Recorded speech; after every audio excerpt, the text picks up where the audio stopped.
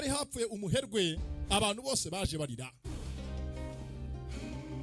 ndetse abantu bose kwa nkono zirira, hari uwajanga hakanganye, haje madamu wa mwenyewe nyire gupfa. Niwo munsi mukuru wa nyuma w'ubuzima bwe barimo kumukorera, ndetse mubaje haje abagore barenze umwe bafite abana. Mwitondere filime, dore abana harimo n'impanga mu bana baje.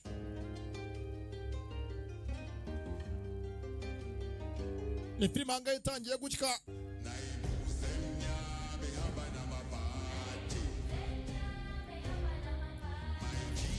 wapfuye nguriya hakurya iriya. Niwo munsi wa nyuma w'ubuzima bwe.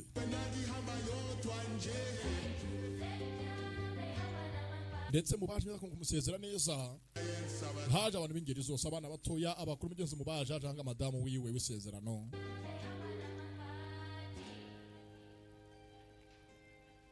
Mwitondere amagambo agiye kuvugirwa ahangaha, niyo ntandaro ya filime yacu.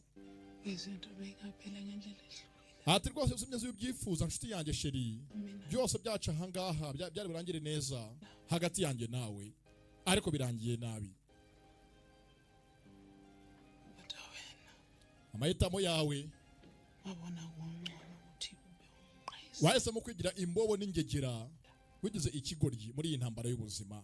Wahisemo inzira mbi, wabaye umushenzi. Ni ku munsi mwiza wo gushyingura umuntu, abana be ngaba.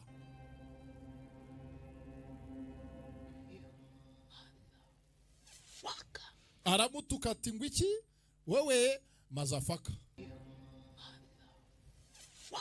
Ugenze ijambo mazafaka ndivuze ahangaha mu Kinyarwanda ni ijambo ribi cyane. Abari aho ngaho hafi mubizi, mufashe bagenzi banyu. Ahanga